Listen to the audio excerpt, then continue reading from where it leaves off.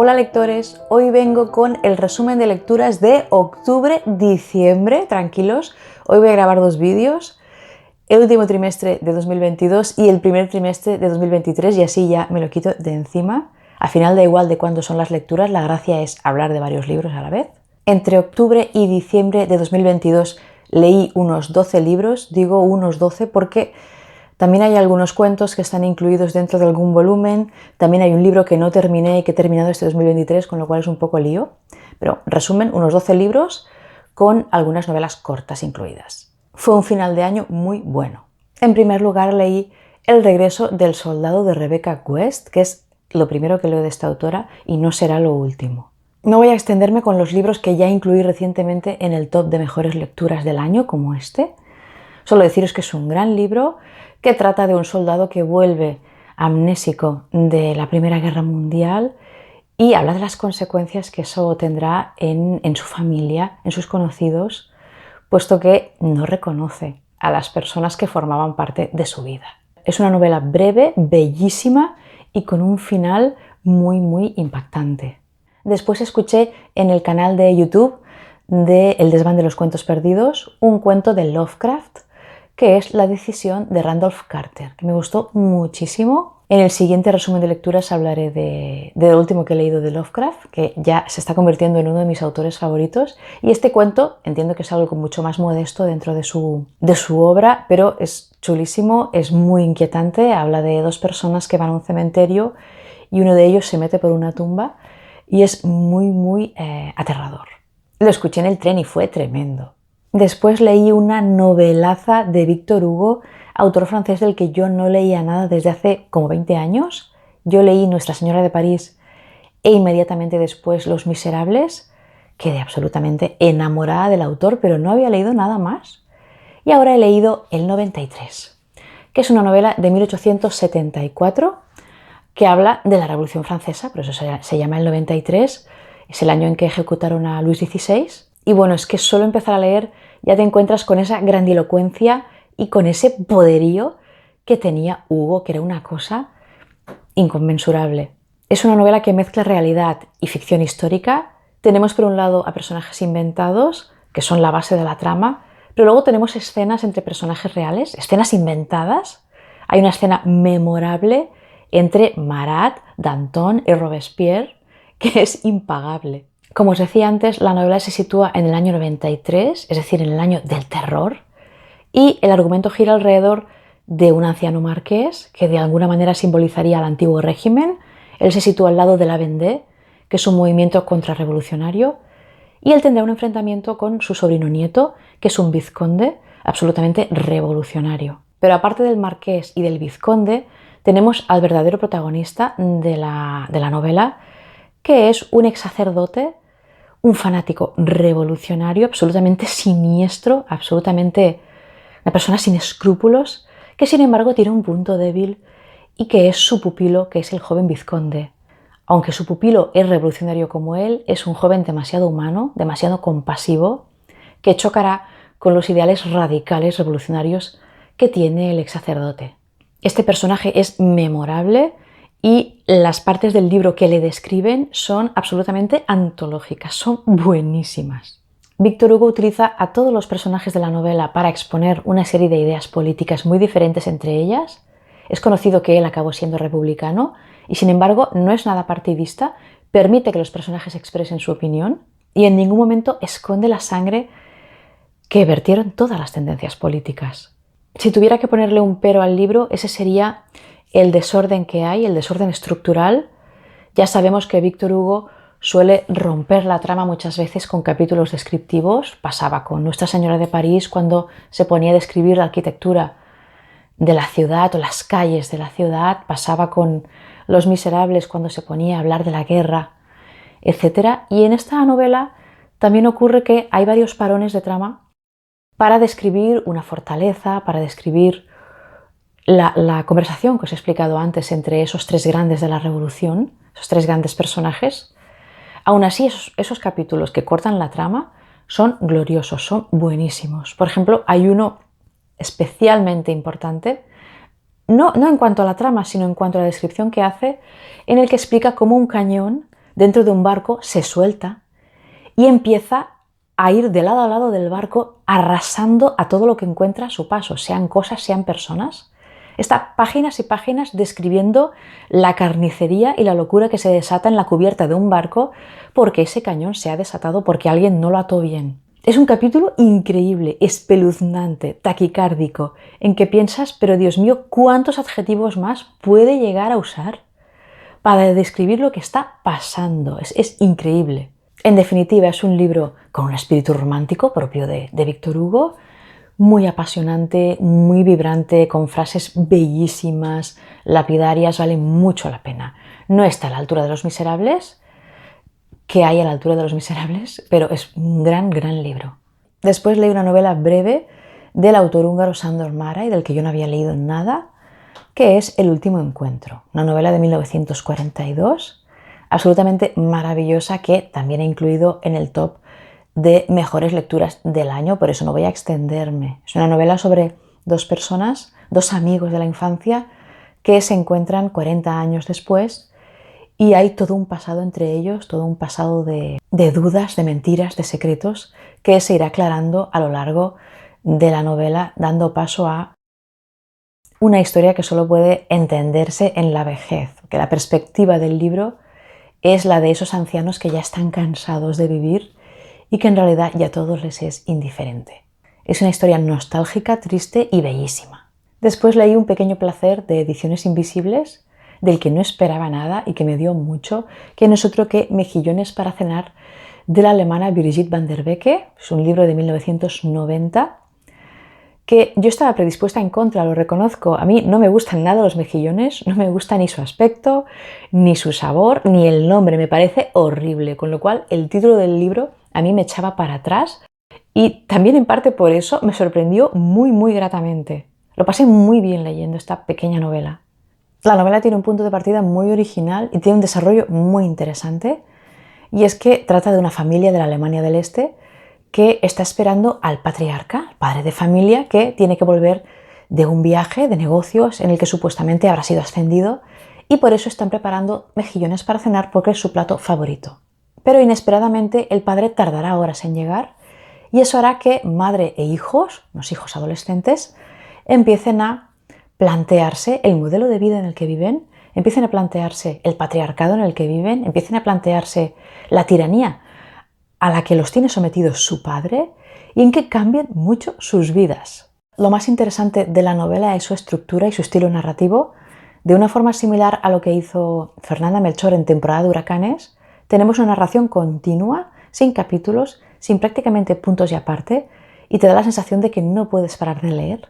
Además, la narradora de la novela es la niña, entonces su punto de vista, un poco infantil, recuerda un poco a los libros del pequeño Nicolás, ese punto de vista que aunque es infantil, es muy lúcido y aunque resulta repetitivo cómo va diciendo las cosas, al final de una cosa muy pequeña llegamos a una reflexión muy grande. Al final lo que hace la novela es criticar el modelo de vida y el modelo de familia que imperaba en la República Democrática Alemana, y me ha resultado una novela muy entretenida, muy amena, muy irónica, muy corrosiva, muy, muy inteligente. Me ha gustado muchísimo. Se puede leer perfectamente del tirón. Después leí las obras completas de María Luisa Bombal, una autora chilena que tenéis que leer, pero ya. También lo incluí en las mejores lecturas del año y no me voy a extender. Ha sido todo un descubrimiento. De todo lo que hay incluido en este volumen, que es todo lo que ella escribió, hay cosas que no me han gustado. A mí lo que de verdad me han gustado han sido sus dos novelas, La amortajada y sobre todo la última, Niebla. Me ha parecido una cosa absolutamente singular y extraordinaria. No os lo perdáis. Nadie escribe así e influenció muchísimo a autores como Juan Rulfo con su Pedro Páramo. No os digo más. Después releí una obra de teatro, Terra Baixa, de Àngel Guimarà, que es una obra de 1897 de este autor catalán, que es un autor de la Renaixença, de finales del siglo XIX, principios del XX. Es una de las obras de teatro catalanas más representadas y más traducidas. Como os decía, Àngel Guimarà es un autor de la Renaixença, que era un movimiento cultural que lo que hacía era renacer las letras catalanas y que tenía un espíritu romántico. Entonces, esta obra tiene un espíritu romántico, pero también tiene elementos realistas. De hecho, no pierde la oportunidad de poner de relieve problemas latentes en la época, como por ejemplo el caciquismo rural, cómo los hacendados abusaban de las personas, en este caso sobre todo de las mujeres. Es una obra que pone mucha atención a destacar esa dicotomía entre civilización y naturaleza, ese contraste. Tenemos un personaje que baja de la montaña y que es ingenuo, que es bueno, y en cambio tiene contacto con una sociedad que está corrompida por el contacto con ella misma, y cómo se ríen de él y él no se da cuenta. Es una historia preciosa, muy fuerte en realidad y muy triste, sobre un cacique que abusa de sus campesinos y que abusa de una mujer desamparada a la que pretende casar con un cabeza de turco que no le moleste, que es ese hombre que baja de la montaña y que no entiende la malignidad de ese pueblo. Es una obra brillante, muy dinámica y muy interesante. Después leí una obra que tenía muy pendiente de Oscar Wilde, que es un autor irlandés que me encanta, que es De Profundis. Es una obra de 1897 que escribió en la cárcel donde estuvo preso por culpa de su amante, Alfred Douglas, que era un hombre absolutamente desalmado, aprovechado, que vivía a su costa, que lo metía en líos, que no apreciaba para nada su amor y su cariño. Y Oscar Wilde se vio inmerso en una disputa entre este chico y su padre y acabó en la cárcel. Lo acusaron de sodomía, se volvió todo en su contra y estuvo 2 años en la cárcel que le dejaron absolutamente destrozado. Yo sabía que Oscar Wilde era un escritor increíble, pero no conocía su faceta humana que queda completamente reflejada en esta pequeña obra. Oscar Wilde, desde su encierro, explica cómo era su vida previa. Explica cómo era un hombre absolutamente exitoso, envidiado por todos, rico, dedicado al arte, a los placeres y a la buena vida, y cómo pasó de estar en la cima a estar en lo más bajo. Explica cómo llegó a su ruina emocional y económica, se lo quitaron todo con el proceso, y explica cómo él estaba enamorado de este hombre, cómo le perdonó 1000 veces, cómo el otro lo arruinó y él siguió ayudándolo.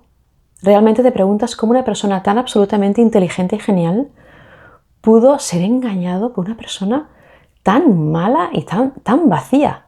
Oscar Wilde cuenta con todo lujo de detalles todos los enfados, todas las cosas que le hizo este joven y cómo él cayó una vez tras otra en sus garras, cuando lo tenía todo.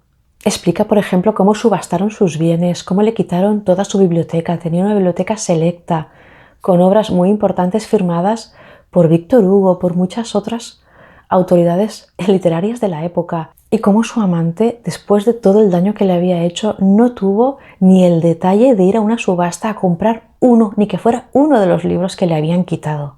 Todo el libro es extremadamente sincero y en él el autor asume su culpa, asume que cometió errores y hace una especie de metamorfosis espiritual en la que se resigna y decide que no odia a nadie, ni siquiera a Alfred Douglas, que le perdona todo y que esa es la única forma de no salir de allí destruido del todo. Aparte de ser un libro durísimo donde el autor desnuda su alma, como siempre hay frases absolutamente bellísimas y geniales de este hombre, que además una de las quejas que hace contra su examante es que le impedía desarrollar su vertiente artística. Este joven no le dejaba vivir, le impedía concentrarse cuando estaba en la cima de su éxito. En definitiva, es un libro bellísimo y muy humano, que además en este volumen incluye al final la llamada balada de la cárcel de Reading, que es una poesía que escribió ya después de salir de la cárcel, en su exilio en Francia. Escribió esta especie de reflexión en torno a un ahorcamiento que él vio en la cárcel, un ahorcamiento de un soldado que había matado a su esposa. No sé si me gusta más la balada que el libro. Me gustan muchísimo los dos, no lo tengo claro. La balada es muy existencialista y en ella lo que hace Oscar Wilde es reflexionar sobre esos momentos previos a la muerte, sobre la angustia previa a la muerte y sobre lo que debe ser perder el cuerpo y el alma. Es muy, muy bonito. Después leí una novela breve de Tolstoy, que es La felicidad conyugal, novela que también he incluido en mi top de mejores lecturas de 2022, en el podio. Es una obra absolutamente maravillosa, culminante, que se lee en nada y que te deja absolutamente traspasado. En esta obra Tolstoy te explica las fases del amor, desde el enamoramiento al conflicto a el amor verdadero final, que es mucho más que el enamoramiento del principio, pero que es nostálgico y que es agridulce. Es una obra preciosa, sintética y maravillosa. Después leí Almas honestas, novela de la autora italiana Grazia Deledda, que fue premio Nobel, que es una autora de la que yo ya había empezado a leer tiempo atrás la novela Cenizas, que no terminé. La empecé el verano pasado y me estanqué, no me interesaba la obra, no le encontraba ningún defecto claro, no es decir es que el libro está mal escrito. La historia era muy interesante, la historia hablaba de una madre soltera que tenía un hijo y que era abandonado en la puerta de casa de su padre y cómo ese paso pues, sería muy importante para el hijo, que sentiría siempre una nostalgia de su madre y que se sentiría además un bastardo, un hijo ilegítimo. Pues no me enganchaba el libro, no sé qué pasó, que lo dejé y luego intenté leer este sí que lo leí. La novela me gustó, es novela realista, es muy importante esta autora para las letras italianas, para el desarrollo de la novela. Habla sobre todo del mundo rural, de su Cerdeña natal y habla de temas corrientes allí. La novela trata de Ana Malvas, que es una niña huérfana que vive toda su infancia con la abuela y cuando ésta muere es trasladada a casa de unos familiares donde hay muchos primos y donde empezará a conocer la vida real y las primeras amarguras de la vida. Es una novela de enredos amorosos con una trama muy sencilla, muy previsible. Tampoco es una novela de personajes, es una novela más bien sutil, más bien amable, que no sale de la vida cotidiana, que se centra solo en el devenir del día a día. La autora lo que pretende es mostrar la vida en la isla, en Cerdeña, y aboga claramente por una vida sencilla y campesina, sin pretensiones. No tiene un estilo vivaz ni ingenioso como tenía, por ejemplo, Jane Austen, sino que es una lectura agradable y apacible, sin grandes sobresaltos. Creo que es una buena novela, pero no es mi tipo de literatura. De hecho, me ha recordado un poco a Willa Cather, que sé que mucha gente le encanta, es una autora norteamericana muy bien valorada, que ya sabéis que a mí no me suele transmitir mucho, precisamente por esa sutilidad, que es tan sutil que para mí es casi frialdad. La recomiendo solo si es vuestro tipo de literatura. En diciembre leí junto a Jean de Trotalibros, como siempre, ya esta edición, un Balzac. Normalmente tenemos opiniones bastante encontradas, pero esta vez hemos estado absolutamente de acuerdo en que ha sido un poco decepcionante. Hemos leído La piel de Zapa, novela de 1831. La novela pertenece a la comedia humana y aunque no es la primera novela del autor, sí es una de las primeras y es la que lo catapultó a la fama después de 10 años de fracasos. De hecho, es bastante autobiográfica porque habla un poco de sus inicios como escritor y de sus fracasos para lograrlo. El comienzo es buenísimo, tenemos a un joven desesperado que va a una casa de juegos donde pierde la última moneda que le quedaba y entonces se mete en una tienda de antigüedades para pasar sus últimas horas antes de arrojarse al Sena, que está ahí al lado, y allí dará con un talismán, que es la piel de Zapa, que es un talismán maligno que, igual que te concede todo lo que deseas, con cada deseo se acorta y cada vez que se acorta tu salud y tu vida. La premisa, como veis, es muy interesante y las primeras páginas son maravillosas con esa entrada en el casino donde todo el mundo lo mira y todo el mundo sabe que es un novato, que no sabe lo que hace. Eso es magnífico.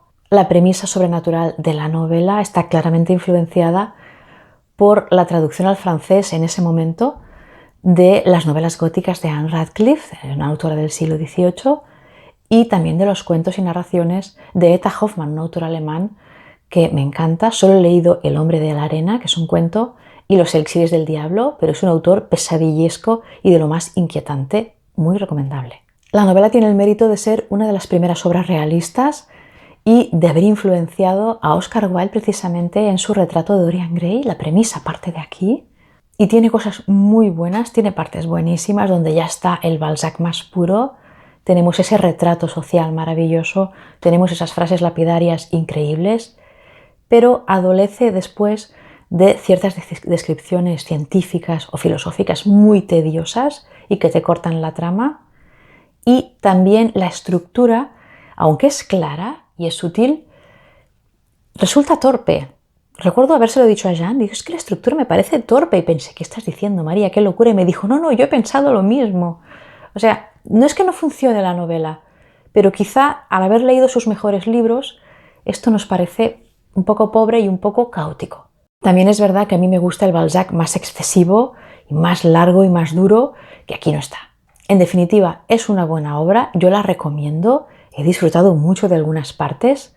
Es un buen Balzac para empezar, no es muy largo comparado con otras obras, pero desde luego no es su mejor libro. Y después leí con mis hijas a capítulo por día una novela infantil que se titula Utingami, el rei de la boira, el rey de la niebla, que es de Mercè Candela Garalloa, es una novela de hace ya 40 años, creo que es el año 80. Es una novela que yo leía mucho cuando era adolescente, la leí 2 o 3 veces y a mis hijas les ha encantado. Trata de una niña que vive en un pueblo donde los niños de pronto se han puesto tristes y aparece el rey de la niebla que le dice que es culpa de una bruja que les ha robado la luz de la imaginación. Entonces ella tiene que viajar con Utingami para buscar esa luz de la imaginación que les han robado a los niños y corre una serie de aventuras. Está ilustrado y es muy bonito.